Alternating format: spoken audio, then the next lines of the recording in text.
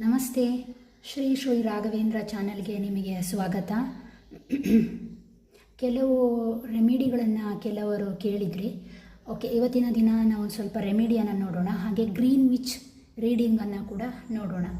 Okay, first ಒನ್ನಾಗಿ ಏನು ಅಂತ ಹೇಳಿದ್ರೆ, ರೆಮಿಡಿ ಪಾರ್ಟಿಗೆ ಬಂದಾಗ ನಿಮಗೆ ಯಾವ ರೀತಿಯ ರೆಮಿಡಿ ಬೇಕು. ಕೆಲವರು ಏನು ಅಂತ ಹೇಳಿದರೆ, ಅವರ ಸಂಸಾರದ ಬಗ್ಗೆ ಕೇಳಿದ್ದೀರಿ. ಆ ಸಂಸಾರದ ಬಗ್ಗೆ ಹೇಳಬೇಕು ಅಂತಾದರೆ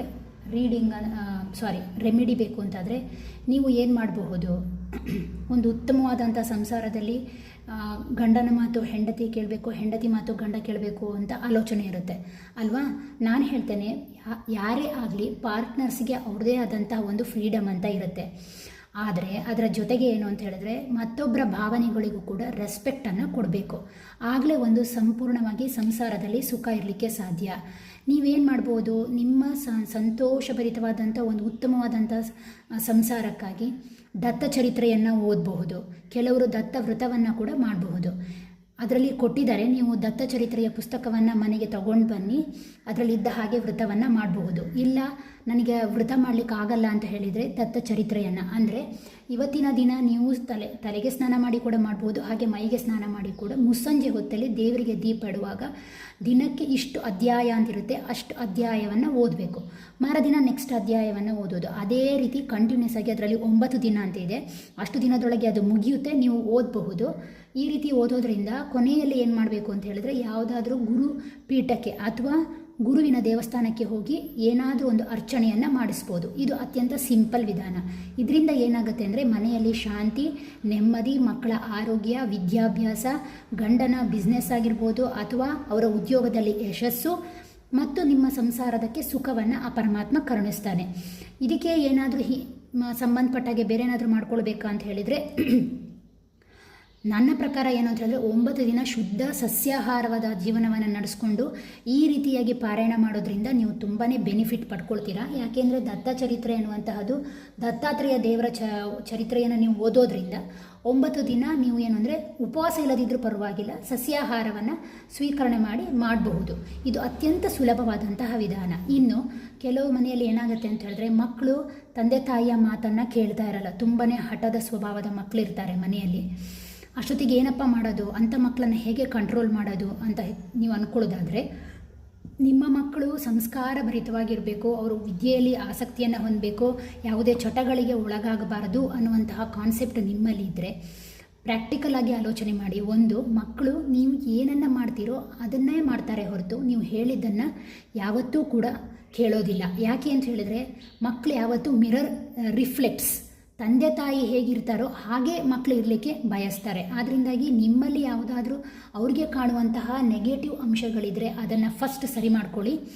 ಎರಡನೇದಾಗಿ ಏನು ಅಂತ ಹೇಳಿದರೆ, ನೀವು ಇದಕ್ಕೆ ಏನು ರೆಮಿಡಿಯನ್ನು ಮಾಡ್ಬೋದು ಅಂದರೆ, ಗಣೇಶ ಚಾಲೀಸ ಅಂತ ಬರುತ್ತೆ ಮಂತ್ರ ಪುಸ್ತಕ, ಅದನ್ನು ಪರ್ಚೇಸ್ ಮಾಡಿ ಅಥವಾ ಆನ್ಲೈನಲ್ಲಿ PDF ಸಿಕ್ಕುತ್ತೆ, ಅದನ್ನು ಡೈಲಿ ಮುಸ್ಸಂಜೆ ಹೊತ್ತಲ್ಲಿ ಓದಬಹುದು.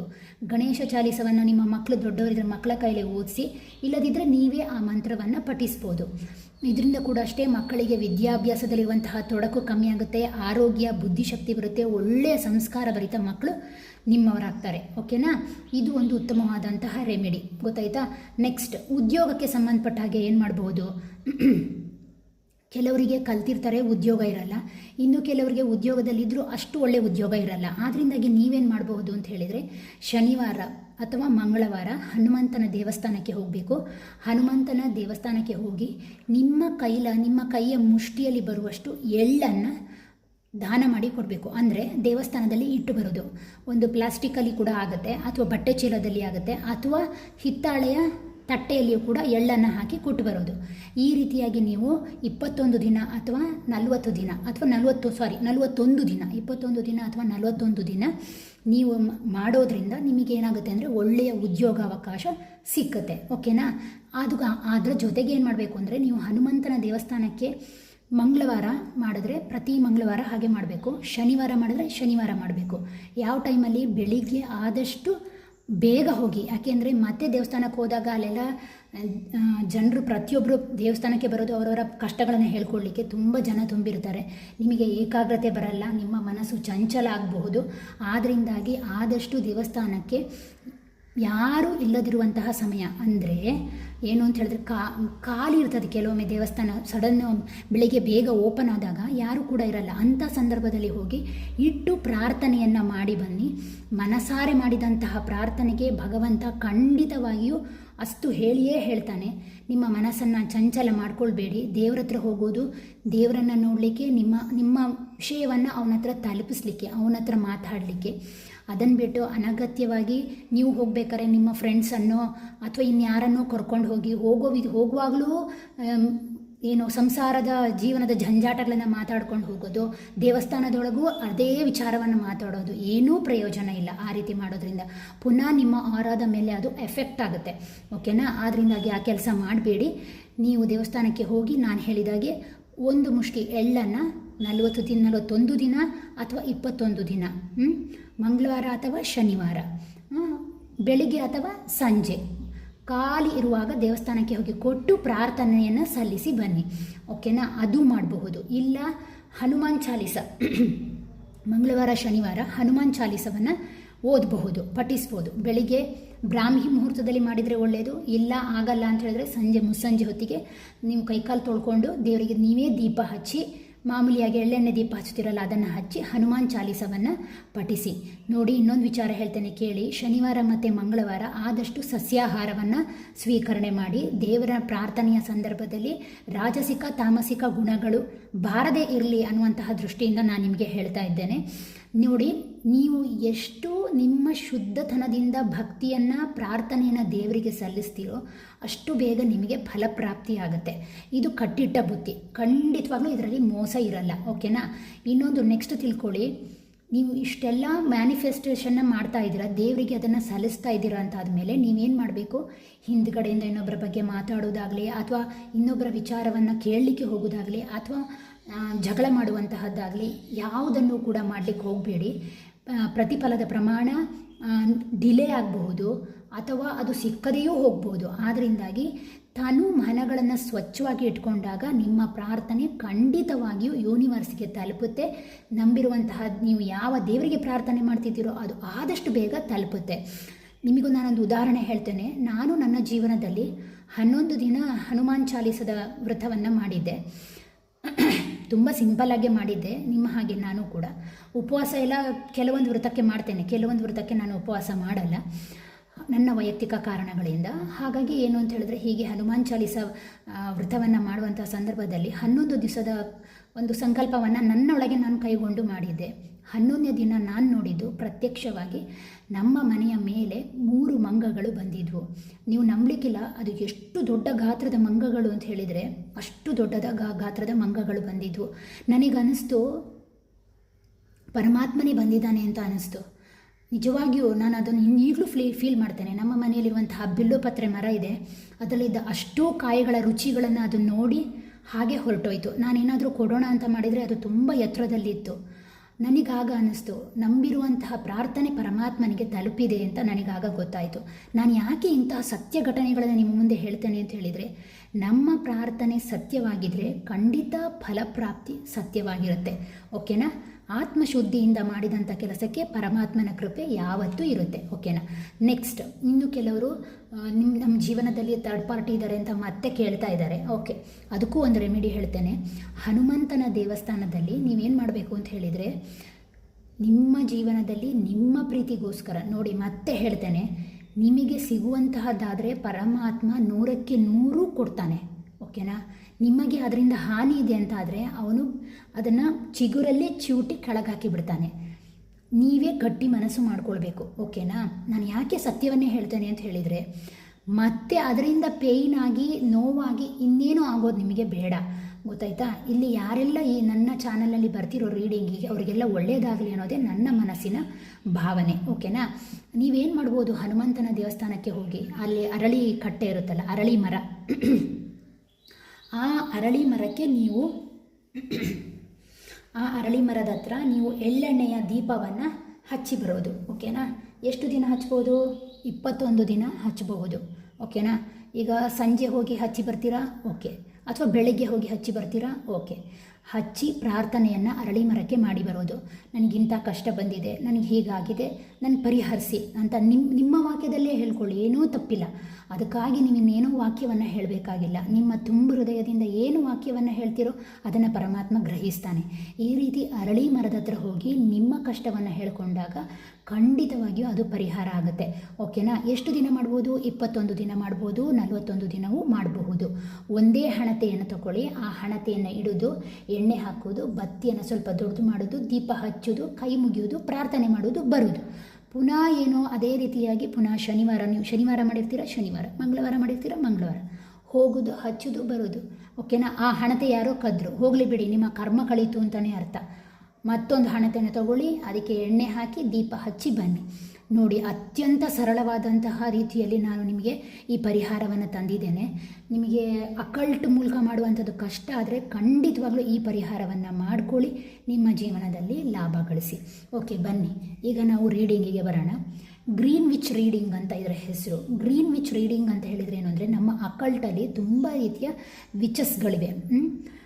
ವಿಚಸ್ಗಳು ಅಂತ ಹೇಳಿದರೆ ಏನು ಅಂತ ಹೇಳಿದ್ರೆ, ಅದೊಂದು ರೀತಿಯ ಅದರಲ್ಲಿ ಬರುವಂಥ ಒಂದು ತಂತ್ರ ಸಾಧನಗಳು. ಓಕೆನಾ? ಅದರಲ್ಲಿ ತುಂಬ ವಿಧಾನಗಳಿದೆ. ಮೂನ್ ವಿಚಸ್ ಇದೆ, ಕಿಚನ್ ವಿಚಸ್ ಅಂತ ಇದೆ, ಅದೇ ರೀತಿಯಲ್ಲಿ ಗ್ರೀನ್ ವಿಚಸ್ ಇದೆ, ಮತ್ತು ಸ್ಪಿರಿಟ್ ವಿಚಸ್ ಅಂತ ಇದೆ. ಆ ರೀತಿ ತುಂಬ ವಿಧಾನಗಳಿದೆ. ಕೆಲವರು ಏನು ಮಾಡ್ತಾರೆ ಅಂತ ಹೇಳಿದ್ರೆ, ನಮ್ಮ ಆ್ಯನ್ಸಿಸ್ಟರ್ಸ್, ಪೂರ್ವಜರು ಇರ್ತಾರಲ್ಲ, ಅವರನ್ನು ಬರಮಾಡಿ ಅದರ ಮೂಲಕ ವಿದ್ಯೆಯನ್ನು ಗಳಿಸಿ ಸಮಸ್ಯೆಯನ್ನು ಪರಿಹಾರ ಮಾಡ್ತಾರೆ, ಬೇಕಾದ್ದನ್ನು ಮ್ಯಾನಿಫೆಸ್ಟ್ ಮಾಡ್ತಾರೆ. ಇನ್ನು ಕೆಲವರು ಹುಣ್ಣಿಮೆಯ ಬೆಳಕನ್ನು ಆಕರ್ಷಿಸಿ ಅದರ ಮೂಲಕ ಮ್ಯಾನಿಫೆಸ್ಟ್ ಮಾಡ್ತಾರೆ, ಸಮಸ್ಯೆಯನ್ನು ಬಗೆಹರಿಸ್ತಾರೆ.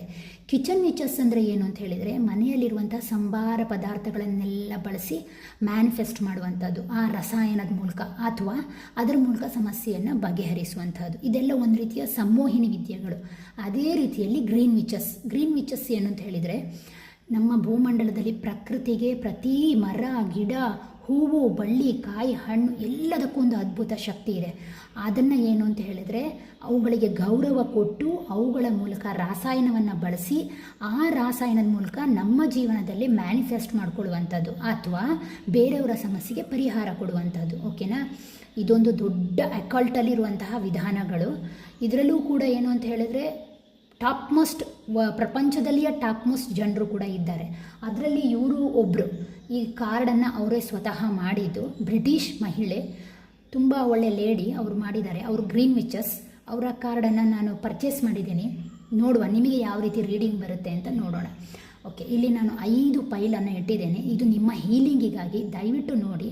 ನಿಮ್ಮ ಹೀಲಿಂಗ್ ಪರ್ಪಸ್ಸಿಗಾಗಿ, ನಿಮ್ಮಲ್ಲಿರುವಂತಹ ನಿಮ್ಮ ಎನರ್ಜಿಯ ಹೀಲಿಂಗಿಗಾಗಿ ಮಾಡ್ತಾ ಇರೋದು. ನಿಮ್ಮ ನೋವು ಹೊರಗಡೆ ಹೋಗಿ ನಿಮಗೆ ಗೊತ್ತಿಲ್ಲದೆ ನಿಮ್ಮ ಎನರ್ಜಿ ಕ್ಲೆನ್ಸ್ ಆಗಲಿಕ್ಕೋಸ್ಕರ. ಓಕೆನಾ? 5 ಫೈಲ್ಸನ್ನು ಇಟ್ಟಿದ್ದೇನೆ. ನಿಮಗೆ ಯಾವುದು ಇಷ್ಟ ಆಗುತ್ತೋ ಅದನ್ನು ತಗೊಳ್ಳಿ. First one, the oak tree. Okay, power, courage, strength. Yes, oak tree ನಿಮಗೋಸ್ಕರ ಏನು ಹೇಳ್ತಾ ಇದೆ ಅಂತ ಹೇಳಿದರೆ, ನಿಮ್ಮ ಮನಸ್ಸಿನಲ್ಲಿ ಯಾವುದೋ ವಿಚಾರವಾಗಿ ನೀವು ತುಂಬಾ ಆಲೋಚನೆ ಮಾಡ್ತಾ ಇದ್ದೀರಾ. ಅದು ಉದ್ಯೋಗ, ವಿದ್ಯೆ, ಮದುವೆ ಅಥವಾ ನಿಮ್ಮ ಸಂಸಾರದ ಬಗ್ಗೆನೂ ಇರಬಹುದು. ನೀವು ಅದರ ಬಗ್ಗೆ ದೇವರಿಗೆ ಪ್ರಾರ್ಥನೆಯನ್ನು ಸಲ್ಲಿಸಿರ್ಬೋದು, ಅಥವಾ ಏನು ಅಂತ ಹೇಳಿದರೆ ಅದಕ್ಕಾಗಿ ಏನೋ ಒಂದು ರೀತಿಯ ರೆಮಿಡಿಯನ್ನು ಮಾಡ್ತಾ ಇದ್ದೀರಾ. ಬಟ್ ಏನು ಹೇಳ್ತಾ ಇದೆ ಅಂತ ಹೇಳಿದರೆ, ಅದು ಈಗ ಬೀಜದ ಹಾಗೆಯೇ ಇದೆ, ತುಂಬ ಹಾರ್ಡ್ ಶೆಲ್ಲಲ್ಲೇ ಇದೆ. ಒಂದಲ್ಲ ಒಂದಿನ ಅದು ಬೃಹತ್ತಾದಂತಹ ಮರವಾಗಿ ಪರಿವರ್ತನೆ ಆಗುತ್ತೆ. ಧೈರ್ಯವಾಗಿ ಮುಂದುವರಿರಿ, ನಿಮ್ಮಲ್ಲಿ ನೀವು ಶಕ್ತಿಯನ್ನು ತಗೊಳ್ಳಿ, ಅದನ್ನು ಬಿಟ್ಟು ಬಿಡಬೇಡಿ ಅಂತ ಹೇಳ್ತಾ ಇದ್ದಾರೆ. ಯೂನಿವರ್ಸ್ ನಿಮಗೆ ಏನು ಹೇಳ್ತಾ ಇದ್ದಾರೆ, ಯಾವಾಗ ಫ್ರೂಟ್ಫುಲ್ ಆಗುತ್ತೆ ಅಂತ ಹೇಳಿದ್ರೆ, ಎಲ್ಲ ಬೀಜಗಳು ಫ್ರೂಟ್ಫುಲ್ ಆಗಲ್ಲ ಜೀವನದಲ್ಲಿ. ಅದೇ ರೀತಿಯಲ್ಲಿ ನೀವು ಬಿತ್ತಿರುವಂತಹ ಬೀಜ ಒಳ್ಳೆ ಕಾರ್ಯದ್ದಾಗಿದ್ದರೆ ಖಂಡಿತವಾಗಿಯೂ ಯೂನಿವರ್ಸಿಂದ ಬ್ಲೆಸ್ಸಿಂಗ್ ಬರುತ್ತೆ ಅಂತ ಹೇಳ್ತಾ ಇದೆ. ಅದರಿಂದಾಗಿ ನಾನು ಹೇಳ್ತಾ ಇದ್ದೇನೆ, ಮಾಡಿರುವಂತಹ ಸಣ್ಣ ಕೆಲಸ ನಾಳೆ ನಿಮಗೆ ಬೆನಿಫಿಟನ್ನು ತಂದುಕೊಡುತ್ತೆ. ದಯವಿಟ್ಟು ಈ ವಿಚಾರದಲ್ಲಿ ಸ್ಟ್ರೆಂತ್ ತಗೊಳ್ಳಿ, ಪವರ್ ತಗೊಳ್ಳಿ, ಕರೇಜ್ ತಗೊಳ್ಳಿ. ನಿಮಗಿಂತ ದೊಡ್ಡವರು ಯಾರೂ ಇಲ್ಲ ಅಂದ್ಕೊಂಡು ಮುಂದುವರಿಯಿರಿ ಅಂತ ಹೇಳ್ತಾ ಇದ್ದಾರೆ. ಓಕೆ, ಮತ್ತು ಏನು ಗೊತ್ತಾ, ಈ ರೀತಿಯ ಸ್ಟ್ರೆಂತ್ ಪವರಿಗೋಸ್ಕರ ನೀವು ಏನು ಮಾಡ್ಬೋದು ಅಂತ ಹೇಳಿದರೆ, ಇದರಲ್ಲಿ ಕಾಣಿಸುವ ಹಾಗೆ ಇಲ್ಲಿ ಕಾಣಿಸ್ತಾ ಇದೆಯಲ್ಲ, ಇದೇನನ್ನು ಸೂಚಿಸ್ತಾ ಇದೆ ಅಂದರೆ, ದೇವಿಯ ದೇವಸ್ಥಾನಕ್ಕೆ ಹೋಗಿ ಪೂಜೆಯನ್ನು ಮಾಡಿಸಿ ನಿಮಗಿರುವಂತಹ ತೊಂದರೆಗಳು ನಿವಾರಣೆ ಆಗುತ್ತೆ ಅಂತ ಹೇಳ್ತಾ ಇದೆ. ಓಕೆನಾ? ಎಸ್, ಇದಾಗಿತ್ತು ಇವತ್ತಿನ ನಿಮ್ಮ ರೀಡಿಂಗ್. ಓಕೆ, ನೆಕ್ಸ್ಟ್ ಯಾವ ರೀತಿ ಬರುತ್ತೆ ನೋಡೋಣ. ಎಸ್, ಪೈನ್ ಟ್ರೀ ಬಂದಿದೆ. ಪೈನ್ ಟ್ರೀ ಏನು ಹೇಳ್ತಾ ಇದೆ ಅಂತ ಹೇಳಿದ್ರೆ ಲಾಂಗ್ಟಿವಿಟಿ, ಪ್ರಿಸರ್ವ್ನೆಸ್. ಎಸ್, ನೋಡಿ ಪೈನ್ ಟ್ರೀ ಏನು ಮಾಡುತ್ತೆ ಅಂತ ಹೇಳಿದರೆ ಅದು ಎಲೆ ಉದುರಿಸುವಂತಹ ಒಂದು ಮರ ಅಲ್ಲ, ಅದು ತುಂಬಾ ಸ್ಟ್ರಾಂಗ್ ಆಗಿರುವಂತಹ ಮರ. ಓಕೆ, ಅದಕ್ಕೆ ದೀರ್ಘಾಯುಷ್ಯ ಇದೆ, ಗೊತ್ತಾಯ್ತಾ? ಏನು ಅಂತ ಹೇಳಿದರೆ ನಿಮ್ಮ ಜೀವನದಲ್ಲಿ ನೀವು ಹೇಗಿರಬೇಕು ಅಂತ ಹೇಳಿದ್ರೆ ಒಂದು ಪೈನ್ ಟ್ರೀ ರೀತಿಯಲ್ಲಿ ಇರಬೇಕು. ನಿಮ್ಮನ್ನು ನೀವು ಎಲ್ಲವನ್ನೋ ಕೊಟ್ಟು ಖಾಲಿ ಮಾಡ್ಕೊಳ್ಳೋದ್ರ ಜೊತೆಗೆ ಪುನಃ ಅದನ್ನು ರೀಕಲ್ಟಿವೇಟ್ ಮಾಡ್ಕೊಳ್ಳೋದನ್ನು ಕಲೀರಿ. ಓಕೆನಾ? ದೇವರು ನಿಮಗೋಸ್ಕರ ಏನು ಮಾಡ್ತಾ ಇದ್ದಾನೆ? ಎಲ್ಲವನ್ನು ಪ್ರಿಸರ್ವ್ ಮಾಡ್ತಾ ಇದ್ದಾನೆ. ನೀವು ಅಂದ್ಕೊಳ್ಬಹುದು, ಎಸ್ ನಾನು ಎಲ್ಲವನ್ನು ಏನಾಗಿದ್ದೇನೆ ಅಂತ ಹೇಳಿದರೆ ಎಲ್ಲರ ಕಷ್ಟವನ್ನು ಪರಿಹರಿಸ್ತಾನೆ, ಎಲ್ಲರಿಗೂ ಏನೋ ಹೇಳಲಿಕ್ಕೆ ಹೋಗ್ತಾನೆ, ಬಟ್ ನನಗಾಗಬೇಕಾದ್ರೆ ಯಾರೂ ಇಲ್ಲ ಅಂತ ನೀವು ಗ್ರಹಿಸ್ತಾ ಇದ್ದೀರಾ? ಇಲ್ಲ, ದೇವರು ನಿಮಗೋಸ್ಕರ ಖಂಡಿತವಾಗಿಯೂ ಕೂಡ ನಿಮಗೋಸ್ಕರ ಸಹಾಯ ಮಾಡಲಿಕ್ಕೆ ನಿಂತಿದ್ದಾನೆ ಅಂತ ಹೇಳ್ತಾ ಇದ್ದಾರೆ. ನೋಡಿ ಇಲ್ಲಿ 3 ಓಕೆನಾ, 3 ನಂಬರ್ ಕಾಣಿಸ್ತಾ ಇದೆ. ಗುರುವಿನ ಅನುಗ್ರಹ ಖಂಡಿತವಾಗಿಯೂ ನಿಮ್ಮ ಮೇಲೆ ಇದೆ. ಓಕೆನಾ? ಗುರು ನಿಮಗೋಸ್ಕರ ಕೃಪೆಯನ್ನು ಮಾಡ್ತಾ ಇದ್ದಾನೆ. ದಯವಿಟ್ಟು ಗಮನಿಸಿ, ನಿಮ್ಮ ಜೀವನದಲ್ಲಿ ನಿಮಗಾಗಿ ನೀವು ಮಾಡಿದಂತಹ ಪುಣ್ಯದ ಫಲವನ್ನು ಅವನು ಹಾಗೇ ಸಂಗ್ರಹಿಸಿ ಇಟ್ಟಿದ್ದಾನೆ. ಅದು ನಿಮಗೆ ಸಾಧ್ಯದಲ್ಲೇ ಬಂದು ತಲುಪುತ್ತೆ ಅಂತ ಈ ಕಾರ್ಡ್ ಹೇಳ್ತಾ ಇದೆ. ಅತ್ಯಂತ ಸುಂದರವಾದಂತಹ ಕಾರ್ಡು. ಓಕೆ, ನೆಕ್ಸ್ಟ್ ಇದನ್ನು ಯಾರು ಆಯ್ಕೆ ಮಾಡ್ಕೊಂಡಿದ್ದೀರಾ? ಅವ್ರಿಗೆ ಏನು ಬರುತ್ತೆ ನೋಡೋಣ. Yes, winter. Okay, winter and ending, recharging, reflection. ನೋಡಿ, ಅತ್ಯಂತ ಸುಂದರವಾದ ಕಾರ್ಡು.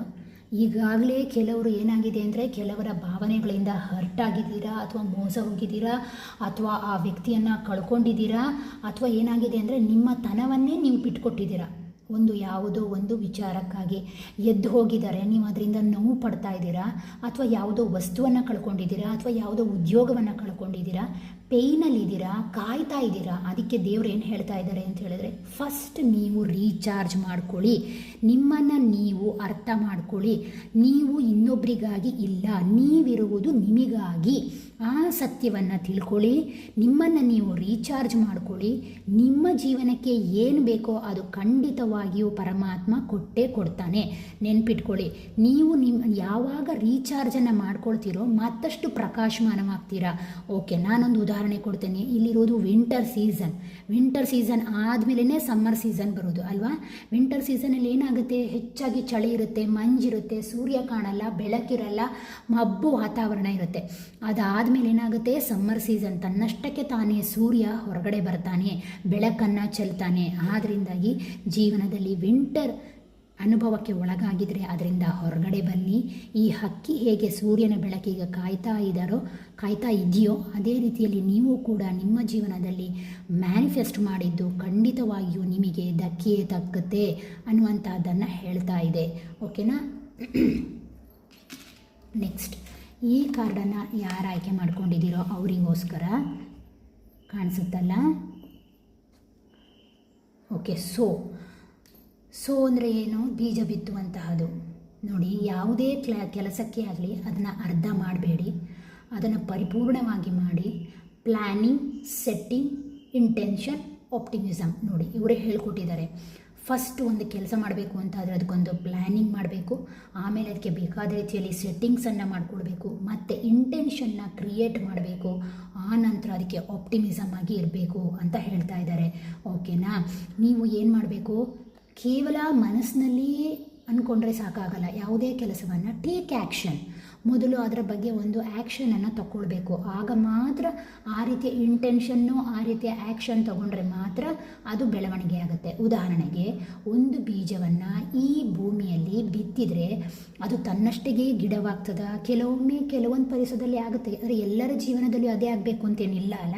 ಅದಕ್ಕೆ ನೀರು, ಪೋಷಣೆ ಎಲ್ಲವೂ ಕೂಡ ಬೇಕು. ಆದ್ದರಿಂದಾಗಿ ಆ ರೀತಿ ಆದಾಗ ಅದು ಬೃಹತ್ ವೃಕ್ಷವಾಗಿ ಬೆಳೆಯುತ್ತೆ. ನೀವೇನಾದರೂ ಒಂದು ಕೆಲಸವನ್ನು ಅಂದ್ಕೊಂಡಿದ್ರೆ ದಯವಿಟ್ಟು ಒಳ್ಳೆ ರೀತಿಯ ಪ್ಲ್ಯಾನಿಂಗ್ ಮಾಡ್ಕೊಳ್ಳಿ, ಅದಕ್ಕೆ ಸಂಬಂಧಪಟ್ಟ ಹಾಗೆ ಸೆಟ್ಟಿಂಗ್ಸ್ ಮಾಡ್ಕೊಳ್ಳಿ, ನಿಮ್ಮ ಇಂಟೆನ್ಷನನ್ನು ಕ್ರಿಯೇಟ್ ಮಾಡ್ಕೊಳ್ಳಿ, ಅನಂತರ ಅದು ಗ್ರೋ ಆಗುತ್ತೆ ಅಂತ ಹೇಳ್ತಾ ಇದ್ದಾರೆ.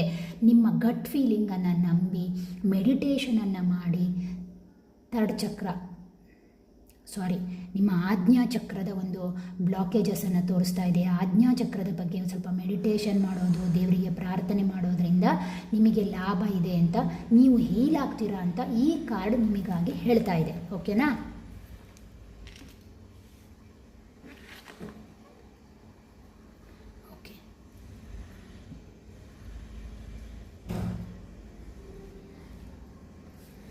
ನೆಕ್ಸ್ಟ್ ಯಾವ ಕಾರ್ಡ್ ಬಂದಿದೆ ಅಂದರೆ ಟೆಂಡ್. ಓಕೆ, ಯಾರು ಇದನ್ನು ಆಯ್ಕೆ ಮಾಡ್ಕೊಂಡಿದ್ದೀರೋ ಅವರಿಗಾಗಿ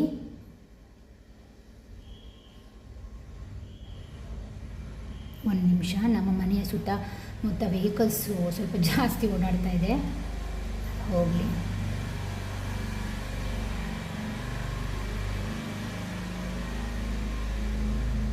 ಎಸ್, ಟೆಂಡ್ ಅಂತ ಹೇಳುವಂಥದ್ದು ಏನು ಹೇಳ್ತಾ ಇದೆ ಅಂದರೆ ಮೇಂಟೈನ್ಸ್, ಎನ್ಕರೇಜ್ಮೆಂಟ್, ಗೈಡೆನ್ಸ್. ಓಕೆ, ಏನು ಗೊತ್ತಾ, ಇಲ್ಲಿ ನೋಡಿ, ಒಬ್ಬ ವ್ಯಕ್ತಿ ಒಂದು ಸುವಾಸನೆನ ಆಘ್ರಾಣಿಸಬೇಕು ಅಂತ ಪ್ರಯತ್ನ ಮಾಡ್ತಾ ಇದ್ದಾನೆ. ಅದು ಏನು ತೋರಿಸುತ್ತೆ ಅಂದರೆ ಟೆಂಪ್ಟೇಷನನ್ನು ತೋರಿಸ್ತಾ ಇದೆ. ಏನು ಅಂತ ಹೇಳಿದರೆ, ನೀವು ಅದನ್ನು ಮೇಂಟೈನ್ ಮಾಡೋದಿದ್ರೆ, ಅದಕ್ಕೆ ಎನ್ಕರೇಜ್ಮೆಂಟ್ ಕೊಡೋದಿದ್ರೆ, ಸರಿಯಾದ ಗೈಡ್ಲೈನ್ಸ್ ತಗೊಳ್ಳದೆ ಹೋದರೆ ಅದು ಬಾಯಿಗೆ ಬರಲ್ಲ. ಈಗ ಉದಾಹರಣೆಗೆ, ಒಂದು ಉತ್ತಮವಾದಂತಹ ಆಹಾರ ಕುಕ್ಕಿಂಗ್ ಮಾಡಬೇಕು ಅಂತಾದರೆ ಅದಕ್ಕೆ ಸಂಬಂಧಪಟ್ಟ ಸಾಮಾನುಗಳನ್ನು ತಂದರೆ ಸಾಕಾ? ಇಲ್ಲ. ಅದನ್ನೇನು ಮಾಡಬೇಕು, ಸರಿಯಾದ ವಿಧಾನದಲ್ಲಿ ಅಡುಗೆ ಮಾಡಿ, ಪಾಕ ಮಾಡಿ, ಅದಕ್ಕೆ ಉಪ್ಪು ಹುಳಿ ಏನೆಲ್ಲ ಹಾಕಬೇಕು ಅದನ್ನು ಹಾಕಿದಾಗ ಅದು ಪರಿಮಳವಾಗಿ ಮೂಗಿಗೆ ಅದರ ವಾಸನೆ, ಸುವಾಸನೆ ಬರುತ್ತೆ. ಆನಂತರ ಬಾಯೊಳಗೆ ಇಳಿಸ್ಕೊಳ್ಳಿಕ್ಕೆ ಸಾಧ್ಯ ಅಲ್ವಾ, ಹೊಟ್ಟೆ ತುಂಬಲಿಕ್ಕೆ ಸಾಧ್ಯ. ಅದೇ ರೀತಿಯಲ್ಲಿ ಮೇಂಟೈನ್ ಮಾಡಿ, ಯಾವುದೇ ವಿಚಾರದಲ್ಲಿ ಮೇಂಟೈನ್ ಮಾಡಿ, ನಿಮ್ಮನ್ನು ನೀವು ಎನ್ಕರೇಜ್ಮೆಂಟ್ ಮಾಡ್ಕೊಳ್ಳಿ. ಇಂತಹ ಗೈಡ್ಲೈನ್ಸ್ ಅಂದರೆ ನಮ್ಮ ರೀಡಿಂಗ್ನಂತಹ ಗೈಡ್ಲೈನ್ಸನ್ನು ತಗೊಳ್ಳಿ. ಜೀವನದಲ್ಲಿ ಬದಲಾವಣೆಗಳು ನಿಮ್ಮಿಂದ ತನ್ನಂದ ತಾನೇ ಹೊರಗಡೆ ಬರುತ್ತೆ ಅಂತ ಹೇಳ್ತಾ ಇದ್ದಾರೆ. ಓಕೆನಾ? ಎಷ್ಟು ಸುಂದರವಾಗಿದೆ ಈ ಕಾರ್ಡ್, ನೋಡ್ಬೋದಲ್ಲ? ಎಸ್, ಕಾಣಿಸ್ತಾ ಇದೆಯಲ್ಲ? ಕೇವಲ ಬೀಜ ಬಿತ್ತಿದ ಕೂಡಲೇ ಮರ ಆಗಲ್ಲ. ಅದಕ್ಕೆ ಅದರದ್ದೇ ಆದಂತಹ ಸಮಯವನ್ನು ಅದು ತಗೊಳುತ್ತೆ. ಯಾಕೆಂದರೆ ಅದನ್ನು ನಾವು ಮೇಂಟೈನ್ ಮಾಡಬೇಕು, ಅದಕ್ಕೆ ಎನ್ಕರೇಜ್ಮೆಂಟ್ ಕೊಡಬೇಕು, ಅದಕ್ಕೆ ಬೇಕಾದಂತಹ ಪೋಷಣೆಯನ್ನು ಕೊಡಬೇಕು ಅಲ್ವಾ? ಆ ರೀತಿ ಮಾಡಿದ್ರೆ ಮಾತ್ರ ನಿಮ್ಮ ಆಸೆಗಳು ಈಡೇರಲಿಕ್ಕೆ ಸಾಧ್ಯ ಅಂತ ಯೂನಿವರ್ಸ್ ನಿಮಗೆ ಹೇಳ್ತಾ ಇದೆ. ನೋಡಿ, ಎಷ್ಟು ಸುಂದರವಾದಂತಹ ಕಾರ್ಡುಗಳು, ಎಷ್ಟು ಸುಂದರವಾದಂತಹ ರೀಡಿಂಗ್ಗಳು. ಇಂಥ ಹೀಲಿಂಗ್ ರೀಡ್ಗಳನ್ನು ನಾವು ಯಾಕೆ ಮಾಡ್ತೇವೆ ಅಂದರೆ ನಿಮ್ಮನ್ನು ನೀವು ಹೀಲಿಂಗ್ ಮಾಡಿಕೊಳ್ಳುವಂತಹ ಉದ್ದೇಶದಿಂದ. ಓಕೆ, ಇದಾಗಿತ್ತು ಇವತ್ತಿನ ಗ್ರೀನ್ ವಿಚ್ ರೀಡಿಂಗ್. ಇಲ್ಲಿ ನೋಡಬಹುದು ನಾನು ಇವುಗಳನ್ನೆಲ್ಲ ಯಾಕೆ, ಇದು ಉಪ್ಪು, ಇದು ನೀರು, ಇದು ದೀಪ, ಹಾಗೆ ಇಲ್ಲಿ ಗಾಳಿ, ಇದು ಪಂಚಭೂತ ತತ್ವದ ಕಾರ್ಡ್ಗಳಾಗಿದ್ದರಿಂದ ಇದೆಲ್ಲವನ್ನು ಕೂಡ ಇಟ್ಟಿದ್ದೇನೆ. ಓಕೆನಾ? ಕ್ಲೆನ್ಸ್ ಆಗಲಿ ಅಂತ. ಯಾರೆಲ್ಲ ಈ ರೀಡಿಂಗನ್ನು ನೋಡ್ತಿರೋ ಅವರಿಗೆ ಪರಮಾತ್ಮ ನಿಮ್ಮ ಜೀವನದಲ್ಲಿ ಉತ್ತಮವಾದಂತಹ ಬದುಕನ್ನು ಕೊಡಲಿ. ನೀವು ಗ್ರಹಿಸಿದಂತಹ ಯಾವುದನ್ನು ನೀವು ಮ್ಯಾನಿಫೆಸ್ಟ್ ಮಾಡ್ತಿರೋ ಅದನ್ನು ಆದಷ್ಟು ಬೇಗ ಶೀಘ್ರವಾಗಿ ನಾನು ನಂಬಿರ್ತಕ್ಕಂತಹ ಗುರು ರಾಘವೇಂದ್ರ ರಕ್ತೇಶ್ವರಿ ಮಹಾಕಾಳಿ ನಿಮಗೆ ಒದಗಿಸಲಿ ಅಂತ ನಾನು ಕೇಳ್ಕೊಳ್ತೇನೆ. ತುಂಬ ಹೃದಯದ ಧನ್ಯವಾದಗಳು. ಮತ್ತೊಂದು ರೀಡಿಂಗಲ್ಲಿ ಮತ್ತೊಮ್ಮೆ ನಿಮ್ಮನ್ನು ಭೇಟಿ ಆಗ್ತೇನೆ. ಬಾಯ್.